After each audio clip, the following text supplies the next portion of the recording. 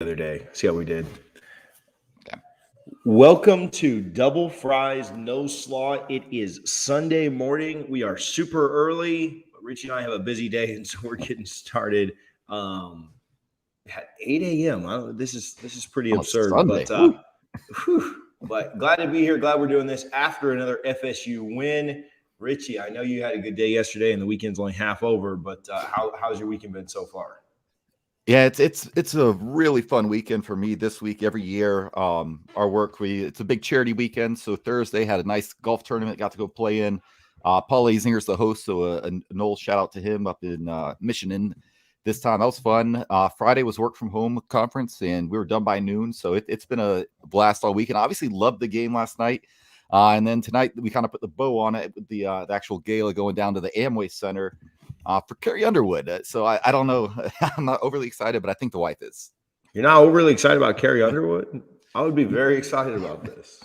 Yeah, well, last time we had John Legend, so like going from him to her is like, oh well.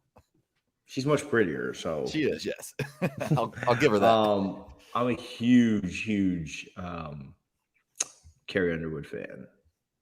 Hopefully she just hits like she had a Christmas album a couple years ago, and like all of December, that's all Carol listened to, and so hopefully she just hits you on the Christmas stuff. Richie, do you have anything in that coffee that you're drinking this morning? No, I drink my coffee black. That is it. No, I didn't mean like cream or sugar, bro. Oh no, there's no whiskey or nothing like that. This is just straight up coffee.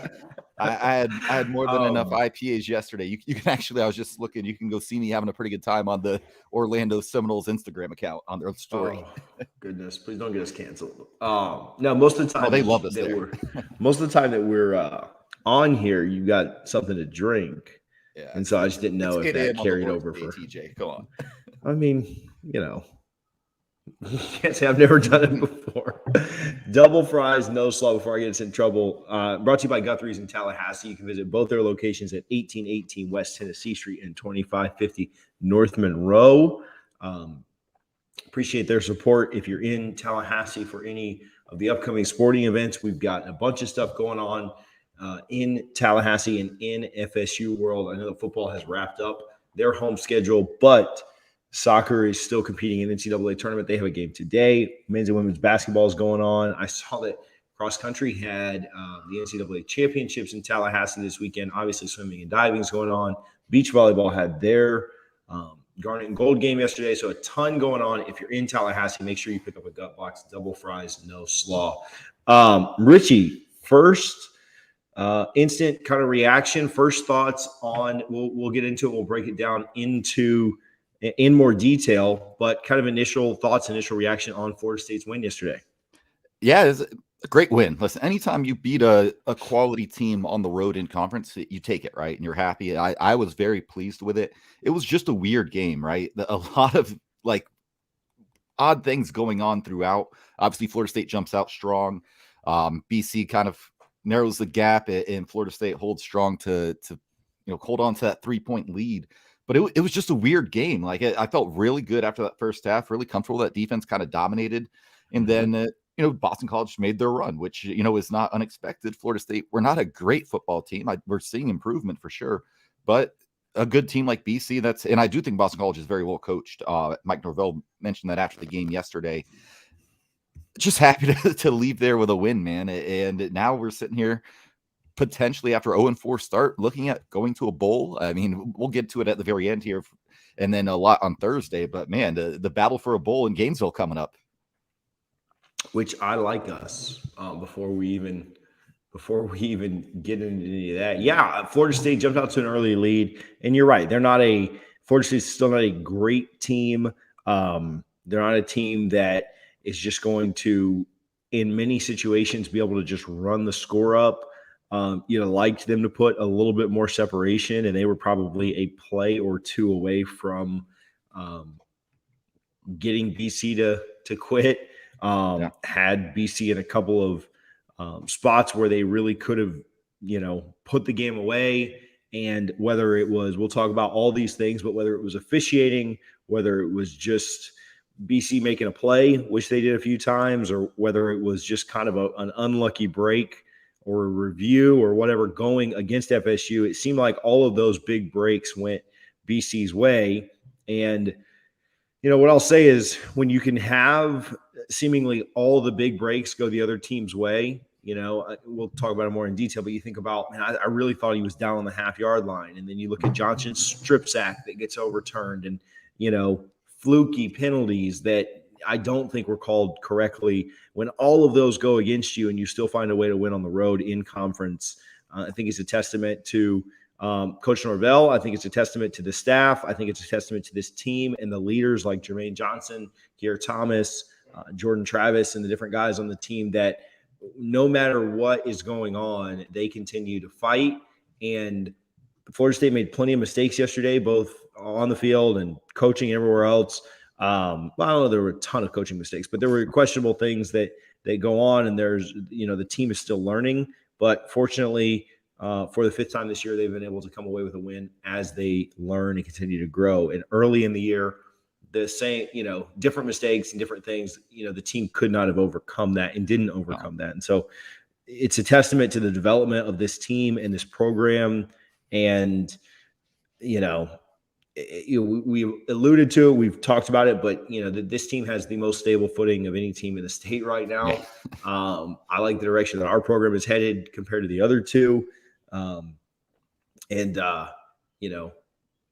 I said, we'll talk about it a ton more, later this week, maybe Wednesday, since Thursday's Thanksgiving. But I'm excited for that game this weekend. So let's talk about the game. Really dominant first half, even from the first drive. The first drive happens, and Florida State's defense gives up a first down on the first play of the game, but then stiffens and forces a 3-and-out from there. Florida State gets the ball back and drives straight down the field. And if not for a 41-yard drive that was really even better than that because Travis got sacked to make it, 4th and 24, and we ended up having to punt. But kind of a fluky offensive pass interference call. And I talked about this. I jumped on the Twitter Spaces yesterday with Peach. Shout out Peach, who was on with me. It looked like, and the commentators talked about this. Obviously, you had all the FSU fans, just one of several questionable calls. But it looked like their guy ran into ours and fell down because they were both kind of running crossing routes, and it wasn't a pick play or anything like that. Like, he was just out of position, and the ref saw him fall and didn't see what led to that, and so just kind of took the assumptive, he had to push him down, and that's where he called a penalty. And I get it that you think that's probably what happened, but if you didn't see it, there's no way you can throw a flag there. And that play would have put Florida State down. That penalty was, where were we? Down like the 15, I think, right? Yeah, you're talking about the Jordan Wilson catch? Yeah. OPI? Yeah. So we were down to the Boston College 6 there. It was a 19-yard gain. And Florida State's been money Florida State's been money in the red zone. And if nothing else, and you'd like to think that we score a touchdown there because we had been absolutely moving it on that drive. But if nothing else, we're going in for 3 there, right? And score on the very first drive of the game. And like I said, probably get a touchdown. And so really rough break for Florida State. I understand why the referee threw the flag there. Totally. If you're only catching the back end of that play, you assume that it was a pass interference, but obviously wasn't, and pretty rough to lose that much field position and lose that game. Or lose that drive. But really dominant from the start. Florida State then forces a 3-and-out, comes right back, scores a touchdown, and the offense was absolutely moving in the first half. So Thoughts on the penalty, thoughts on the offense and the defense just kind of complementing each other, playing really, really well. Actually, the special teams too. We had a punt down to the 1 there. Thoughts on the team's performance in the first half. I mean, you got to be pretty happy with the first half performance, right? Especially the defensively. I thought that Adam Fuller's side of the ball came out and did exactly what they needed to do. I think more than anything, they were just so physical with Boston College, and you could tell it looked like Boston College, they got kind of tired of it. And, Florida State, again, they were just really physical. They have, 2 straight touchdown drives, and they have a punt. They get the safety. That was just another big time play by Jermaine Johnson, right? He gets the pressure, but gets Jurkovic to throw it maybe a little quicker than he would have liked to, and his receiver's not out of the end zone. And I forget who made the play there, having a little brain fart there. But man, how good has he been these past few weeks? To get that play, and for once, a great camera work by ESPN there to catch that. But yeah, that first half, it was just dominant. You're up by 16 points, and you felt like BC couldn't do anything. I think they had less than 100 yards of offense. I think 95 yards in the first half. That was just a great total team effort. Really good complementary football. Yeah, Florida State up, and like you said, yeah, complimentary is the best word you can use to describe it, because the defense was lights out in the first half. Florida State scored on 2 straight possessions after that first drive that ended in the punt down at the 1, but obviously thought that should have done a little bit better there without that pretty bad offensive pass interference call. Drives of 50 yards and 85 yards. That 50-yard drive, I mean, again, shout out Mastromano, shout out that punt was downed by Ja'Kai Douglas, who continues to be a playmaker just everywhere, right? Like somebody asked us last week, I think on the Spaces or something, what position is Ja'Kai Douglas? I think he was driving home from the Miami game when I was doing that one. And I was like, I don't know, dude. He's just a playmaker. Like, he just shows up and makes plays, like, everywhere on the field, whether he's running it, catching it. He had some nice catches. I think he went 4 for 44 yesterday, had a 22-yarder that was really nice. But have we you're caught so more right. punts that have come off the foot of Mastromano than opposing punters in the past few weeks? Because it seems like it. But that wasn't the only one. There was another one down at the 4 as well. So we caught 2 on that side. But because we downed the punt at the 1, and it doesn't go in the end zone, they get backed up, don't get a first down. We pitch a 3 and out. Shout out the defense for stepping up there again. And then you've got a short field to work with and an offense that had been moving it really, really well. And so Florida State ends up getting into the end zone there to take a 7-0 lead. BC answers the field goal. Florida State then drives 85 yards. Not a great return. I don't know what happened there. I don't know if we got like a holding or something, but I don't know why we started on the 15 there. I need to go back and rewatch it. I don't know if we didn't signal for the fair catch correctly or whatever. Started from our own 15, but a nice drive nonetheless to get into the end zone to go up 14-3. Florida State forces a 3 and out, gets down close again, and has a 4th and 1 on BC's 39. And it looks like we're going to go for it. However, we had an illegal snap, a false start, and then an illegal snap, ended up having to punt it. This one was down at the 10, not by us, but a fair catch by them.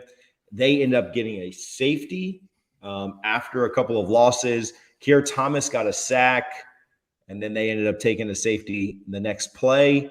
Florida State's up 16-3, kicks a field goal at the end. They have to go up 19-3. And it really felt like, man, that we dominated again, but we should have been up by more. But I still felt pretty comfortable. Like, I felt like I don't know why it shocked me so much, but it didn't really worry me too much that we were going to go out and win the second half. Obviously, it got kind of worrisome late, but an absolute dominating performance in the first half. Florida State moved the ball at will. Defense was incredible the entire time. And what I'll say is the coaching I loved how aggressive Norvell was late in the first half. We punted the ball back to them. I think they got it there were like 2.5 minutes left when BC got the ball, 2:26. And BC ran 3 plays, and we were calling our timeouts because we wanted the ball back. And we ended up getting the safety, so it ended up not mattering. But I loved how aggressive we were there. We go down and kick the field goal. Shout out to Fitzgerald, who got the 36-yarder, ended up being the difference in the game. And BC gets the ball back with 45 seconds left, and we're calling our timeouts again. Like, I love how, Norvell, I think, sensed that things were going in our way, and he wanted to continue them going in our way. And so we ended up getting the ball back, not being able to move it. But I liked how aggressive he was. I also liked how he how he just kind of chewed up the clock in the last few seconds instead of having a punt, having a chance to make a mistake. The way he kind of just ran Travis around, had him throw it on third down, just kind of took the play and extended it out just so that it would kind of be a loss of time. I thought the coaching there late in the first half was really, really good by Mike Norvell. Florida State goes to half 19-3 and then comes out. And what were you – okay, so I'll tell you this and then I'll kind of get your thoughts. I was immediately like, okay, if we don't go score on the first drive of this half, then I don't feel comfortable. Like we're only up 2 scores. We've seen us kind of break down late in games before. But Florida State does. Goes 75 yards on 7 plays. An incredible catch by Malik McClain on the right side of the end zone. Great throw by Jordan Travis, putting it where only he could get it.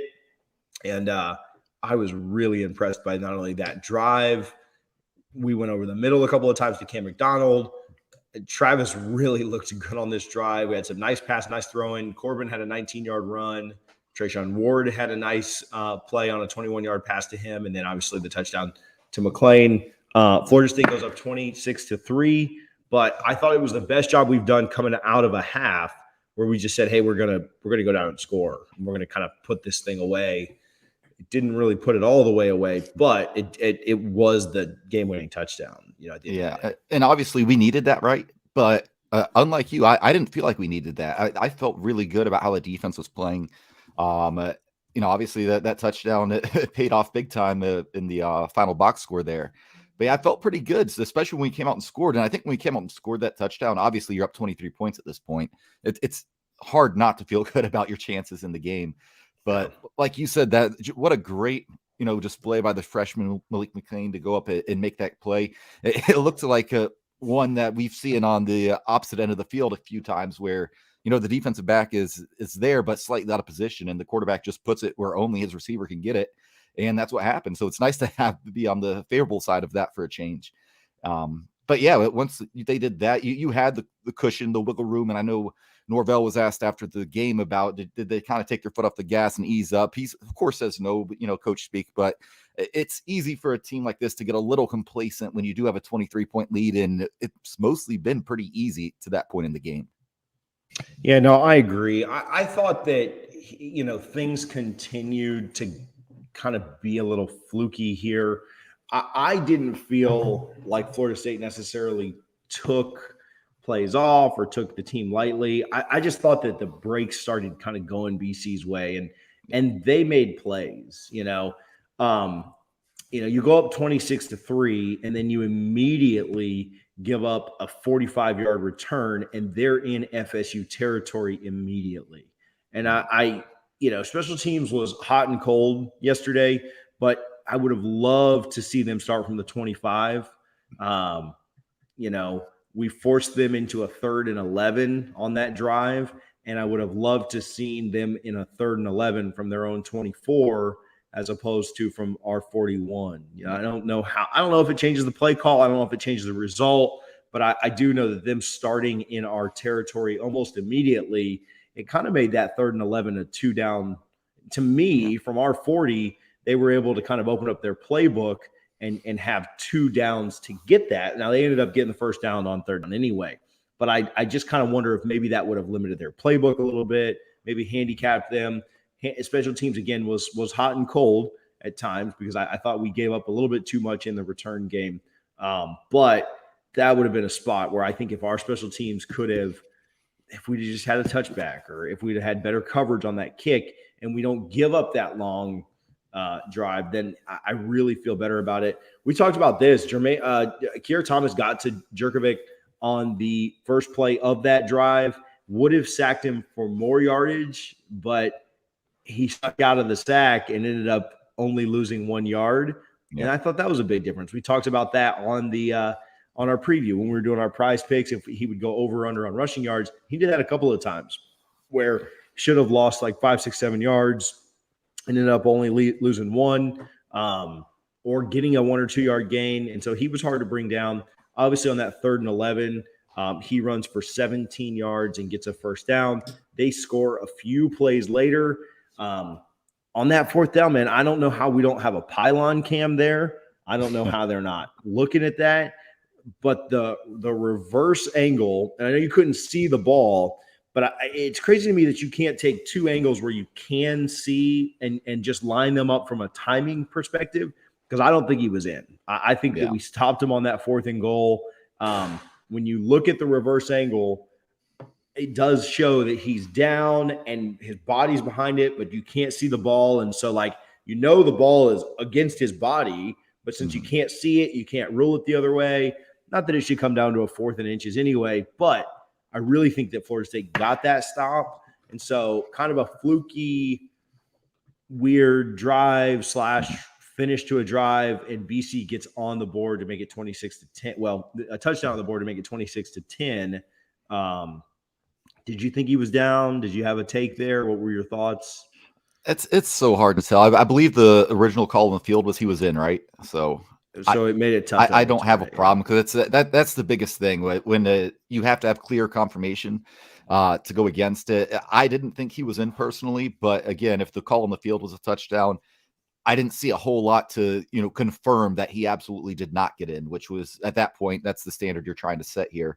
So it was frustrating, but at the end of the day, I mean, you talked about that, TJ, how he can make a 12-yard sack into a 1-yard loss instead. But still, on the day, he had 17 carries for 59 yards, 3.5 a run, long of 17. If you would have told me that before the game against this guy, I would have probably said, yeah, I like our chances if he's running the ball that many times. Obviously, there's some sacks in there as well, but he didn't kill us on the ground, right? He made a couple big plays, but it wasn't like, Malik Cunningham just running all over, or like Lamar Jackson in 2016. They did a pretty good job with him, given his athletic ability, and they really didn't let him get comfortable at all. He had a really rough day throwing the ball, just 10 for 14 for 148 yards, a touchdown, a pick. Jordan Travis, once again, clearly the best quarterback on the field. Oh, yeah. He went off, and you've got his stats too: 20 for 34, 251, 3 touchdowns, no picks. I mean, he was great as a passer. There were times that I think about the drive where he threw the ball behind Parchment, responds 3 plays later with the touchdown, and Parchment, that still hit Parchment's hands. They won't tell you they should have made that play, but really impressive there. And then even the next drive, I think things kind of continue to be fluky. Florida State drives down to BC's 34. They're going to go for it on a 4th and 5. We've got offsetting penalties, which I don't know how,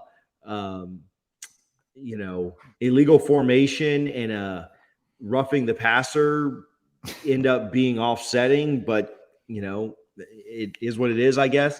And then on another 4th and 5, we must have liked the matchup because we got the first down, and they said that we didn't have enough guys on the line of scrimmage. Kind of a weird call because they said the offensive lineman was just kind of lined up too far backwards. I don't know. I mean, usually you'd have the ref, like, the ref's not there to I don't know. I mean, it's the ACC. It was ticky-tack. Yeah. Usually you'd like warn him, like, hey, and maybe he had earlier you like in the wave game, him I back don't know, or but like, yeah. hey, just, John, you're not all the way on the line. Yeah, next time I'm going to throw a flag on it or whatever. And so Washington gets flagged for that. Ticky-tack, fluky. Another great punt by Mastromanno down at the BC 4, and you're thinking like, okay, well, we're up 10 at this point. We were up 13. 16 at this point, 26-10. And you're like, all right, they got to go 94 yards. We should be good. Ended up not being the case. A pass interference called on Brendan Gant, which really don't like the way that was called. Thought that was kind of a rough one. It looked like he was getting held. Looked like both guys were kind of going at it at the same time. But again, not to be the complaint about officials guy, but it seemed like every big call kind of went against us. That continues the drive on. Jerkovich finds Travis Levy for 17 yards down to our 10. I think that's the one with DJ Lundy on him. Mm-hmm. At the end of the day, they just made a good play. I mean, I think that was a really good play that they made. They caught us in a bad matchup and found their talented running back against a guy that was flat-footed in coverage and exploited it. There were times that we made plays and we don't, I think that was just a really good play by them. And they cut it to 26-16. And you're like, man, there's a lot of time left. There's like 10 minutes left. We need to go out and do something. Unfortunately, we don't. We get 1 yard on 3 plays and punt it right back to them. And they're starting at our own 50 with 12 minutes to go. And I was like, oh, man, this is not good. This is not good at all. I just thought we need to score one more time or get a couple of stops. And what was your mood going into this fourth quarter only up by 10? Yeah, definitely feeling it a little bit at that point, right? Because you've seen, in college football in general, a 10-point lead with 15 minutes is nothing, right? That can be erased in 70 seconds sometimes. But I do think the officiating again, and I think we both don't really like to be, the refs were just horrible, but they were not good, right? Florida State's defensive line was dominating Boston College's front, and Boston College did not get a single hold called on them in the second half. They only had 5 penalties total. I'm sorry, when a defensive line is that dominant and you're playing from behind and having to throw the ball and they don't get hit with one single holding penalty, that to me was a little funky because, again, it's not like Florida State's defense line isn't any good where they're just, being handled. No, they were dominating Boston College. But yeah, at this point, the lead is shrinking and you probably don't think, I didn't think 26 points would be enough to win the game at that point in time. I thought they needed to get at least 3 more points and probably another touchdown to feel good about it. But they found a way to hang on and, Florida State comes away with the win. Yeah, when we got the ball back, they scored. They scored to make it 26-16, and we were up by 10 getting the ball back, and they missed that 2-point conversion, which I thought was big. But when they missed that 2-point conversion to keep it a 2-score game, 12 minutes left, I just kind of thought to myself, hey, all we got to do is go score one more touchdown, and I think we're good. If we can score one touchdown this fourth quarter, I don't think they score 3 times. We also didn't talk about this. That unnecessary roughness on the 4th and 9 punt, we punted that to their 35. They'd have had to go 65 yards for their touchdown instead of 50. Our defender got blocked into theirs and just hit his legs. The guy catching the punt didn't even fall over. Just kind of rolled into his legs, and then he kind of like stumbled a little bit and walked off the sideline. And to get a 15-yard penalty on that, getting blocked into the guy, that's really tough, man. Like, yes. I just think that's very ticky-tack. We didn't talk about the Jamie Johnson play where Robinson. He got thrown out. Massive. I hate that so much that you don't even know, Richie. I mean, I know all of FSU fans hate that right now, but I hate that so much. I'm just happy that happened in the first half because otherwise we'd be without him for the Florida game next week. UF. But it's frustrating that a kid is just committing to a tackle and there's no intent to injure. There's no maliciousness. He's committing to a tackle and then a quarterback slides afterwards. A quick slide happens and he gets kicked out of the game for it. So little helmet-to-helmet contact, little arm-to-helmet contact. And again, if the defender is committing to the tackle before the quarterback slides, the defender went low. Jamie went low because you're not allowed to go high anymore. He went low, and then the quarterback then slid backwards. Like, I don't know how you expect Jamie Johnson in the middle of, like, he takes his momentum and all of a sudden, like, darts off another way. You know what I'm saying? Like, it's just physics will not allow this. And so frustrated to see him go out. Well, that's and I do think that led to some of our issues in the second half with not having him in there. He's been our best defender for the entire best secondary guy for the year. And so frustrating. And obviously I'm still hot about it even after a win. Yeah. He's kind of the quarterback of the defense. And you saw that when he went out, but that was a situation where I hate the rule, but I don't hate the call, right? The ref is just doing what he's been trained to do. I can't get mad at the refs for calling that and even confirming it because as small as it looked on TV, by the letter of the law, you can make an argument there. So again, it's one where I absolutely hate the rule and how it's interpreted, but I don't have a problem with the ref making that call. So I've seen, shocker here, but I'll disagree with that. I've seen refs like try to judge intent, and I think I've seen refs like that could have called it by the letter of the law, and then they've not because of that exact situation where a defender not launches because like that's targeting too, but where a defender makes a move and then the offensive player, like you can't go out for, I don't know. It's like going out. It's like me and you going out for target practice and you shooting a gun and me jumping in front of it and say like, oh, he shot me. You know, it's like, well, that's, you know, you jumped in front of the target, right? Like if the defender's going low and making the tackle the right way, and then you it's this get a targeting into him. I don't know. I see what you're saying. Like, did he apply it by the letter of the law? Yes, but I've seen refs not calling that situation because the quarterback it's like a quarterback running on the sideline, like you can't hit him, right? And we talked about how he benefited from that against Syracuse because that Syracuse defender could have taken out Jordan Travis. Instead, he gets an extra 20 yards. Then Florida State gets hit with it at Clemson, and you're like, I disagree with it, but that's going to be called every time. Yeah. But yeah, that was such a clear case of not like there was no bad intent. He did everything he was supposed to. Just their helmets did barely touch at the end there. So I hate the rule, but I can't get upset with the ref for that just because targeting in college football it's a problem, right? It really is. Yeah, it's one thing if you wanted to. I thought there was a play later where he slid, and I don't remember who tackled him, but we hit him as he was sliding. I thought that was more egregious than Johnson's. Like, without a doubt. Like, I thought that, I was like, there goes 15 yards. Yeah. Sorry, Robinson. So anyway. But we do get him back this week, so that's big. All upset about it. So Boston College gets the ball back. Florida State goes 17 yards, has to punt. On a 4th and 1, we took a delay of game out of a timeout. Not great there. We actually got the first down, but the whistles sounded, and Florida State didn't get the snap off in time. Great punt by Mastromanno, another one where we punted 47 yards to the BC 11 and basically said you're going to have to go 88, 89, 90 yards to beat us. Obviously not as far to tie it up. BC puts a nice drive together, but ends again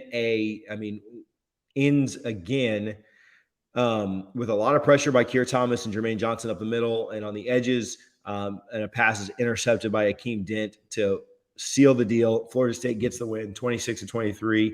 And Norvell did a good job on that last drive of making sure that every second was accounted for, just like he did in that first half.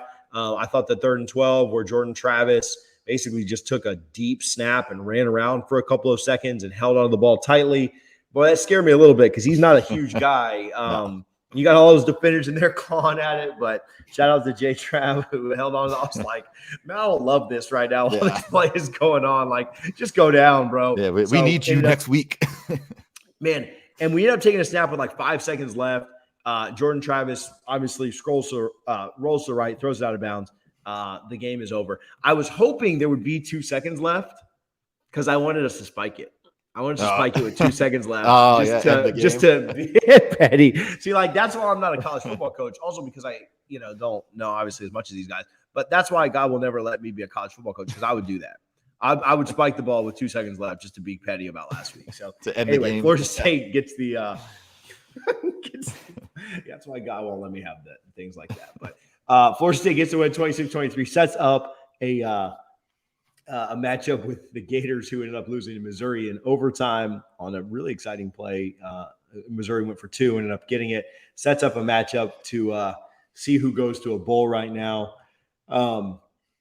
3rd downs were not great in this game. I think we converted 2 third downs. In the first half, we were moving the ball so well that it ended up not being a big deal because we didn't get to 3rd down a lot. We did a good job just kind of moving the ball at will. 2 for 10. I don't know if that ESPN stat is correct, but I know it wasn't great. I would need to go back and rewatch that because I kind of remember a couple more than that. So I don't know if I'm just off or what the situation is, but 2 for 10 there. Did you see the Keir Thomas, Jermaine Johnson sod video? I did. That was phenomenal. Yeah. So you want to explain it real quick? Or? Yeah, they Keir Thomas cuts it first, and Jermaine's like, "Oh, get a big piece, get some for me." He's like, "Oh, you're gonna go too. You're gonna go too." And there's a BC fan in the background screaming, "What are you doing? What the F are you doing? What are they doing?" It's a piece of sod that gets replaced every week anyway. It's not as big of a deal as that fan was making it, and so it was pretty hilarious. Every school knows we do that, right? And they just send us a bill, and we gladly pay them. Like, all right, send us the bill. I remember Bobby Bowden said that one of the most expensive bills he's ever had to pay was from the Superdome in New Orleans after the '99 national championship. He's like, hey, it was worth it. So they know what happens. Like, anyone who's NBC's been in the ACC long enough now that that's going to happen. We did it when we ended Matt Ryan's Heisman hopes in 2007, and we did it again. So it was hilarious. That guy, he was Yeah, very colorful language and very loud. And you could hear Jermaine just laughing it off. He was hot about that. He did not like that at all. To be fair, I guess to them, they don't see that often. Not very often that they have a chance against us. So they had a chance yesterday and didn't capitalize. So look forward to beating them down in Tallahassee again next year. Players of the game, I think on offense, it's hard to go away from Jordan Travis, who was fantastic again, 251 yards. Corbin was nice with 62 yards rushing. He went under the 71.5 that we had, but got really, really close. That line was set very well. I thought that Wilson was good. McDonald did a good job. I mean, we obviously spread the ball around. Ja'Kai Douglas, probably deserves a game ball. 4 catches, 44 yards, a big one for 22, and then he downed that punt at the 1 that led to Florida State's first touchdown. I thought that he was very, very good. Defensively, man, Keir Thomas had 2 sacks. Jermaine Johnson didn't have any sacks, did have a tackle for loss and a couple of QB hurries. Keir Thomas had 6 QB hurries yesterday. Keir Thomas gets the game ball for me, but I thought the entire defensive line put pressure on him all day and forced him into things that he didn't want to do. I think he was like 5 for 13 or something like that at the half. I mean, he was playing terribly. A little bit better in the second half for sure, but it's hard to overlook Jermaine. And really, Kier was massive. Kalen DeLoach was really, really good as well. He got the safety. And shout out the secondary, who struggled a little bit in the second half, but really did step up. A lot of Boston College's big plays were on Jerkovich scrambling, but they did a good job with Robinson out of there. Yeah, I'll go with DeLoach because he's a guy that, pretty highly touted recruit who hasn't done a whole lot since being here. But these past few weeks, he's just getting better and better, right? And to where you feel pretty good about him coming back at linebacker next year. But seven tackles, 5 solo. I think he had 2 tackles for loss and the pass defended and the safety. Yeah, that's a big time game. And we needed every single one of those tackles. We needed that safety. We needed all that to happen. And then offensively, it was really a team effort. I mean, Jordan Travis is who you kind of have to pick, but Ontario Wilson, 3 catches.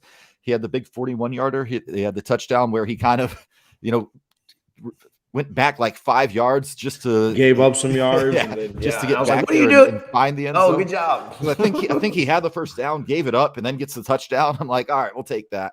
But yeah, Jordan Travis, obviously, he's the guy, right? And if he plays like that, the way he's been playing as a passer, I think it was Sinone over at 247 put it out there. Last week, he ranked 8th in Pro Football Focus, and this week he was another top 20 passer in the country, not just quarterback and running, but as it's strictly a passer, top 20 after being top 10 last week. If he brings us out to the swamp, I think we're going to be pretty happy here next Sunday. Yeah, for sure. Got to roll out of here really quickly, but Adam Fuller breaks the rock. I'm fully a Fuller believer. See what I did there? And I don't expect any changes there on the defense with him being the coordinator next year. I think his seat is nice and cool right now. The defense is playing well. I think you can even kind of look to we talked about it, the drives that BC did go down and score on. They started 2 of them in FSU territory, and the other one was aided by a pass interference call. And we talked about him on the preview. We got that stop. Yeah, we talked about it on the preview. When you have a guy like Zay Flowers as a weapon, you're not going to keep him contained for the entire game. And he just made like 2 really, really nice plays. And you just got to kind of tip your hat to him at that point. But yeah, other players, they're on scholarship too. People say it all the time. But that Zay Flowers, man, we kind of did a good job keeping him contained. But when he had a chance to make a play, man, he was electric. Yeah, for sure. And like I said, at the end of the day, the other team's going to make plays. You go on the road and you give up 23 points. That's not horrible. You'd like it to be under 20, but you held them under what, this game obviously went under. You held them under what their team projection total was going to be. And like I said, 2 of those drives started in FSU territory. It's hard to be really, really upset with the defensive performance there. Yeah. Fluky game at times. I think that it's competent officiating away from being a blowout. So the biggest thing I have before we get out of here, Florida State soccer plays Pepperdine in the a trip to the Elite Eight is on the line. So if they win this, they are 1 round away from the Final Four. So shout out to FSU Soccer, who won 5-1 the other night. They play again today at 2 p.m. on the ACC Network Extra. Go check them out if you're in Tallahassee, picking up that gut box. So shout out to them and all our other athletes that are competing. Shout out to you guys for hanging out with us on an early Sunday morning as we talk about another FSU win. Excited to get to Gainesville this weekend. Richie, you got any closing thoughts? No, just basketball today at 5:30. So Loyola Marymount is coming to the TLCCC, and not a great showing against Tulane. I'm really wanting to get one of these basketball minutes off, but I'm gonna need the team to earn it. So hopefully today they can do that. Richie is he's not wasting basketball minutes if you guys are sucking. So we'll move the basketball minutes to the women's team who's dominating. There we go. Now, so that'll be fun. Thank you guys for hanging out. We'll be back later this week to preview the Florida game. And then I'm excited to get to Gainesville and hopefully beat the heck out of them. So you guys have a good one. Appreciate you hanging out. Go Noles.